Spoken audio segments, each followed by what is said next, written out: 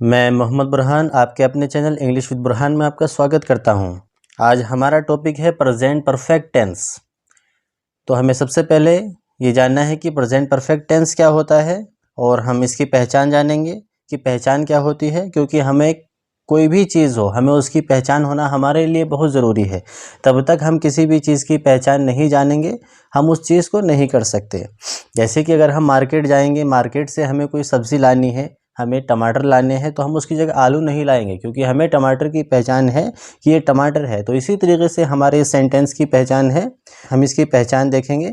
अंत में चुका है, चुकी है, चुके हैं, आ है, ई है, ए हैं आदि शब्द हिंदी वाक्यों में आते हैं तो अंग्रेजी बनाते समय मेन वर्ब की थर्ड फॉर्म लगाते हैं। कौन सी फॉर्म लगाते हैं? मेन वर्ब की थर्ड फॉर्म। क्योंकि हमारे जितने भी परफेक्ट टेंस आएंगे हम उन सभी सेंटेंस में थर्ड फॉर्म का यूज़ करेंगे। अगर हम उसमें फर्स्ट या सेकंड का यूज़ कर देंगे तो हमारा सेंटेंस गलत हो जाएगा। तो हम इसमें मेन वर्ब की थर्ड फॉर्म का यूज़ करते हैं। हमने इस टेंस को 4 हिस्सों में डिवाइड किया है। पहला हमारा अफर्मेटिव, दूसरा निगेटिव, तीसरा इंटेरोगेटिव और हम चौथा हिस्सा है डबल इंटेरोगेटिव।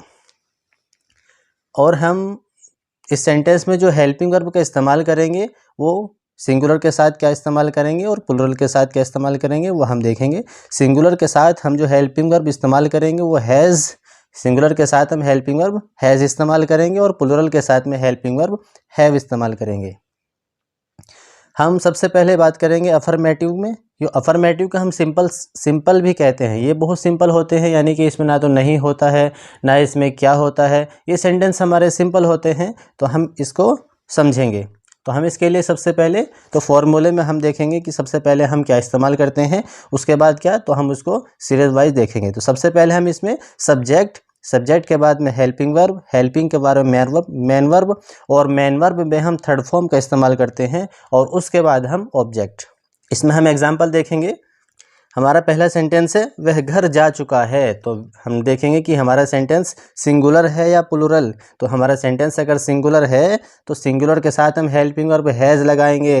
तो यहाँ पर हम लिखेंगे वह घर जा चुका है, तो वह को हम ही कहते हैं और ही हमारा सिंगुलर है तो इसके साथ हम हेल्पिंग वर्ब हैज़ लगा देंगे। तो हमारा सेंटेंस ही हैज़, जाने को गो कहते हैं, लेकिन मैंने बताया कि हम इसके साथ में कौन सी फॉर्म का इस्तेमाल करेंगे, थर्ड फॉर्म का। तो हम यहाँ पर थर्ड फॉर्म लगा देंगे ही हैज़, जाने को गोन टू, कहाँ जा रहे हैं हम, हाउस। तो हमारा सेंटेंस कंप्लीट हुआ, he has gone to house. और हम आगे चलेंगे। दूसरा हमारा एग्जाम्पल है हमने खाना खाया है। आपने चुका है तो किताबों में देखा है, लेकिन आ है आपको किताबों में कम मिलता है। तो हम इसको आ है, ई है, ए है, इसीलिए हमने इसकी पूरी पहचान लिखी है कि चुका है, चुकी है, चुके हैं, आ है, ई है, ए हैं आदि शब्द आते हैं तो हम उनको क्या करते हैं, देखते हैं। हमने खाना खाया है तो हमने को वी लिखते हैं और ये हमारा हमने प्लुरल माना जाता है क्योंकि हम इसको पता चला कि हम बहुत सारे हुए तो हमने खाना खाया है। तो हमने के साथ में हमने की हम वी लिखते हैं और ये प्लुरल है तो इसके साथ में हम हैव लगाएंगे। तो हम लिखेंगे वी हैव, खाने को ईट कहते हैं लेकिन यहाँ पर हम थर्ड फॉर्म का इस्तेमाल करेंगे तो सेंटेंस हमारा ईटन हो जाएगा, वर्ड हमारा ईटन हो जाएगा। ईटन के बाद में हम ऑब्जेक्ट लगाएंगे, हमारा ऑब्जेक्ट खाना है यानी भोजन है। तो यहाँ पर हम इसको फूड कर देंगे, we have eaten the food.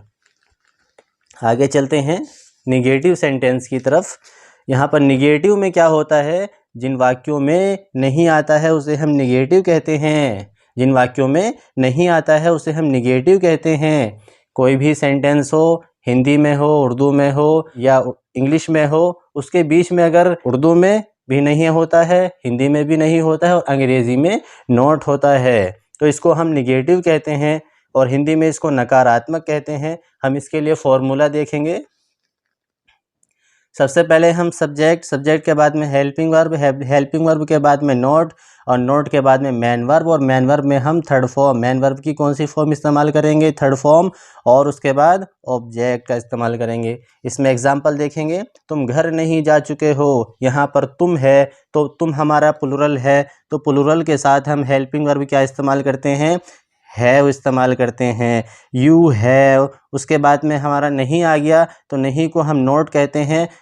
फिर इसके बाद मैन वर्ब की थर्ड फॉर्म इस्तेमाल करते हैं, जाने को गो कहते हैं, लेकिन उसकी हमें थर्ड फॉर्म लगानी है तो हमने इसको गोन कर दिया। हम कहाँ जा रहे हैं, घर जा रहे हैं, तो घर को हम हाउस कहते हैं।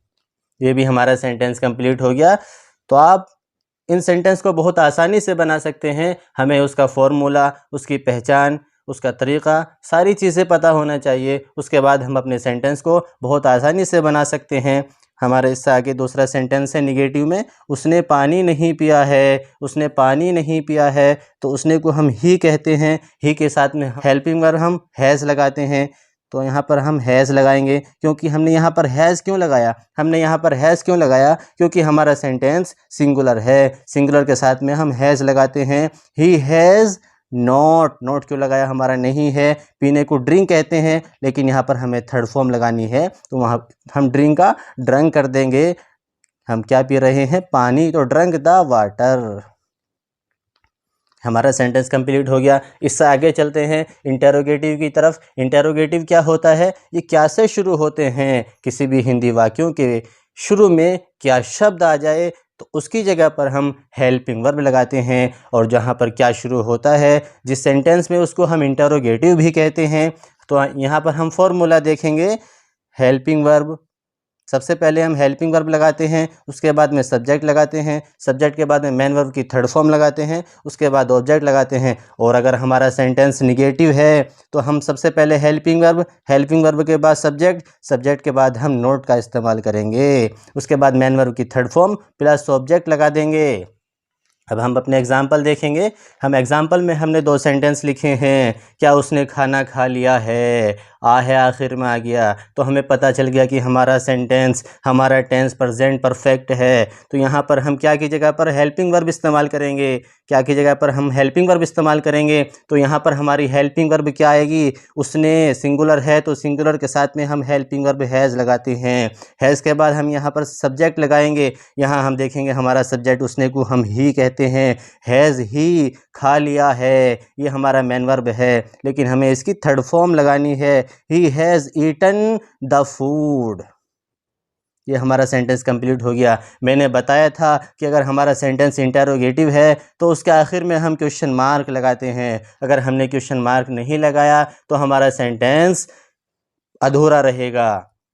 दूसरा हमारा सेंटेंस है, क्या हम नहीं जा चुके हैं, चुके हैं। हमें पता चल रहा है कि हमारा सेंटेंस परफेक्ट है, हमारा सेंटेंस प्रेजेंट परफेक्ट है, तो हम इसको बनाएंगे, क्या हम नहीं जा चुके हैं, तो क्या की जगह पर हम हेल्पिंग वर्ब इस्तेमाल करेंगे। हम प्लूरल है, इसके साथ हम हेल्पिंग वर्ब हैव इस्तेमाल करेंगे। हैव हमने को वी कहते हैं, हैव वी, उसके बाद नहीं भी आ गया तो नहीं को हम नोट कहेंगे, और जाने को हम गो कहते हैं, लेकिन हमें थर्ड फॉर्म इस्तेमाल करनी है तो हमने इसका गोन कर दिया। आखिर में हमने क्वेश्चन मार्क लगा दिया, क्या हम नहीं जा चुके हैं, हैव वी नॉट गॉन। हमारा सेंटेंस कंप्लीट हो गया। इससे आगे चलते हैं डबल इंटेरोगेटिव की तरफ। डबल इंटेरोगेटिव की पहचान है, हिंदी वाक्यों के बीच में ये डबल इंटेरोगेटिव आपको किसी भी किताब में लिखा हुआ नहीं मिलेगा। हमने इसको आसानी के लिए इंटेरोगेटिव को हमने क्या से शुरू होने वाले वाक्यों में रखा, और डबल इंटेरोगेटिव को हमने जिन वाक्यों के बीच में WH वर्ड आते हैं, जिन वाक्यों के बीच में प्रश्नवाचक शब्द आते हैं, उनको हमने डबल इंटेरोगेटिव में रखा ताकि समझने में आसानी हो जाए। तो हम देखेंगे इसको, हिंदी वाक्यों के बीच में प्रश्नवाचक शब्द आते हैं तो अंग्रेज़ी बनाते समय उसकी अंग्रेज़ी शुरू में लगाते हैं। प्रश्नवाचक शब्द को WH वर्ड भी कहते हैं, यानी WH वर्ड ये शॉर्ट फॉर्म है प्रश्नवाचक शब्द की, तो हम इसको WH वर्ड भी कहते हैं। हम इसका फॉर्मूला देखेंगे। सबसे पहले हमें सेंटेंस बनाने में क्या इस्तेमाल करना है, हमें सब्जेक्ट इस्तेमाल करना है या WH वर्ड इस्तेमाल करना है, हेल्पिंग वर्ब इस्तेमाल करना है, तो हम देखेंगे सेंटेंस में हम सबसे पहले क्या इस्तेमाल करेंगे। सबसे पहले हम WH वर्ड इस्तेमाल करेंगे, WH वर्ड के बाद हेल्पिंग वर्ब इस्तेमाल करेंगे, हेल्पिंग वर्ब के बाद सब्जेक्ट इस्तेमाल करेंगे, सब्जेक्ट के बाद मेन वर्ब की थर्ड फॉर्म लगाएंगे और उसके बाद में ऑब्जेक्ट इस्तेमाल करेंगे। और अगर हमारा सेंटेंस निगेटिव है तो निगेटिव में हम सब्जेक्ट के बाद में नोट लगा देंगे और उसके बाद में हम अपने सेंटेंस को आगे की तरफ बढ़ा देंगे, यानी कि मेन वर्ब की थर्ड फॉर्म लगाएंगे और ऑब्जेक्ट लगाकर बना देंगे, हमारा सेंटेंस कंप्लीट हो जाएगा। हम इसका एग्जांपल देखते हैं, वह क्या कर चुका है। क्या समझ में आ रहा कि ये क्या शब्द हमारे सेंटेंस के बीच में आ गया। तो हम इस क्या की अंग्रेजी शुरू में लगाएंगे। तो क्या को हम क्या कहते हैं, वाट। और वाट के बाद में हम देखेंगे कि हमारा सेंटेंस सिंगुलर है या प्लूरल। हमारा सेंटेंस अगर सिंगुलर है तो उसके लिए हम हेल्पिंग वर्ब हैज़ का इस्तेमाल करेंगे। हमारा सेंटेंस सिंगुलर है तो सिंगुलर के साथ हम हेल्पिंग वर्ब हैज़ लगाते हैं और यहाँ पर हमने हैज़ लगा दिया और हैज़ के बाद में हम कर चुका है। सबसे पहले उसके बाद हम कर नहीं लगाएंगे, उसके बाद हम हेल्पिंग वर्ब के बाद हम सब्जेक्ट लगाएंगे। व्हाट हैज़ ही, करने को हम डू कहते हैं लेकिन थर्ड फॉर्म लगानी पड़ेगी क्योंकि ये हमारा रूल्स है। अगर हम सेंटेंस में अगर हम प्रेजेंट परफेक्ट टेंस में थर्ड फॉर्म नहीं लगाएंगे तो हमारा सेंटेंस गलत हो जाएगा। तो हमें सही करने के लिए थर्ड फॉर्म लगानी पड़ेगी। दूसरा सेंटेंस देखेंगे, तुम कहाँ पहुँच चुके हो। तुम कहाँ पहुँच चुके हो, अरे सुनो क्या है, तुम कहाँ पहुँच चुके हो, तो तुम्हें कहाँ से पता चल रहा है कि ये हमारा WH वर्ड वाक्य के बीच में आ गया। प्रश्नवाचक शब्द वाक्य के बीच में आ गया तो हम कहाँ को शुरू में लाएंगे। कहाँ को हम अंग्रेजी में वेयर कहते हैं। वेयर के बाद में हम यहाँ देखेंगे तुम, यहाँ पर हमारा सब्जेक्ट है तो सब्जेक्ट को देखेंगे, सब्जेक्ट हमारा सिंगुलर है या प्लूरल है। अगर हमारा सब्जेक्ट प्लूरल है तो उसके साथ हम यहाँ पर हैव लगाएंगे और हैव के बाद में देखेंगे हैव हेल्पिंग वर्ब है तो हेल्पिंग वर्ब के बाद हम सब्जेक्ट इस्तेमाल करते हैं। तो यहाँ पर हमारा सब्जेक्ट क्या है, यू है। वेयर हैव यू, और यहाँ पर पहुँच चुके हो, पहुँचने को हम एरिव कहते हैं। तो एरिव एरिव कहते हैं, लेकिन हमें यहाँ पर क्या इस्तेमाल करना है, थर्ड फॉर्म इस्तेमाल करनी है। तो थर्ड फॉर्म से आप समझ सकते हो कि थर्ड फॉर्म में हमें डी लगाना पड़ेगा और उसके आखिर में हमें क्वेश्चन मार्क भी लगाना पड़ेगा। इससे आगे चलते हैं, तुमने पानी क्यों नहीं पिया। तुमने पानी क्यों नहीं पिया है, आखिर में आहे आ गया। तो आहे से हमें पता चल रहा है कि हमारा सेंटेंस प्रेजेंट परफेक्ट है और बीच में इसके क्यों आ गया। क्यों ये WH वर्ड है तो क्यों की जगह हम इसमें सबसे शुरू में क्यों की अंग्रेज़ी शुरू में लगाएंगे। क्यों एक WH वर्ड है, WH वर्ड की अंग्रेज़ी हम शुरू में लगाते हैं, क्यों को वाई कहते हैं। वाई के बाद में हेल्पिंग वर्ब लगाएंगे। हेल्पिंग वर्ब लगाने से पहले हमें सब्जेक्ट को देखना है कि हमारा सब्जेक्ट क्या है। तो हम सब्जेक्ट हमारा तुमने है, तो तुमने को हम क्या कहते हैं, तुमने ये प्लूरल है तो प्लूरल की जगह हम हेल्पिंग वर्ब हैव लगाते हैं। वाई हैव, तुमने को हम यू कहते हैं। यू के बाद में मैंने बताया था यू हमारा सब्जेक्ट है। सब्जेक्ट के बाद में मैंने बताया था कि यहाँ पर हमें नोट लगाना पड़ेगा, तो हम यहाँ पर नोट लगा दिया। नोट के बाद में हम क्या लगाते हैं, मेन वर्ब लगाते हैं। मेन वर्ब की थर्ड फॉर्म लगाते हैं। मेन वर्ब की थर्ड फॉर्म में हम क्या लगाएंगे, पिया है तो पीने को हम ड्रिंक कहते हैं, लेकिन हमारी थर्ड फॉर्म ड्रंक हो जाएगी, ड्रंक द वाटर। ये भी सेंटेंस हमारा कंप्लीट हो गया। इससे आगे चलते हैं, उसने खाना कब खाया। उसने खाना कब खाया, बता सकते हो उसने खाना कब खाया। तो यहाँ पर हमारा कब बीच में आ गया। कब क्या है, कब एक WH वर्ड है, कब एक प्रश्नवाचक शब्द है, तो कब की अंग्रेजी हमें शुरू में लगानी पड़ेगी। कब को हम क्या कहते हैं, वहन। वहन, और वहन के बाद में हम क्या करेंगे, सब्जेक्ट देखेंगे। सब्जेक्ट हमारा सिंगुलर है तो हेल्पिंग वर्ब हैज़ लगा देंगे। उसके बाद में सब्जेक्ट लगाएंगे। सब्जेक्ट हमारा ही है यानी उसने है। व्हेन हैज़ ही क्या खाया, ईटन द फूड। ये सेंटेंस भी हमारा क्लियर हो गया। हमारा जो आज का सबक था वो क्लियर हुआ। इससे आगे हम आपको लगातार अच्छी से अच्छी वीडियो देते रहेंगे। इसके लिए हम आपको कहना चाहते हैं कि आप हमारी वीडियो को शुरू से लेकर आखिर तक जो हमने फर्स्ट वीडियो डाली उसको देखिए, दूसरी वीडियो देखिए, तीसरी वीडियो देखिए। अब हम जो लगातार वीडियो डाल रहे हैं आप उनको लगातार देखते रहिए। अगर आपको एक अच्छा इंग्लिश लर्नर बनना है, अगर आपको अच्छा एक इंग्लिश लवर बनना है, अगर आपको एक अच्छा इंग्लिश बोलने वाला बनना है, आपको एक अच्छा इंग्लिश स्पीकर बनना है, तो आपको हमारी वीडियो देखनी पड़ेगी।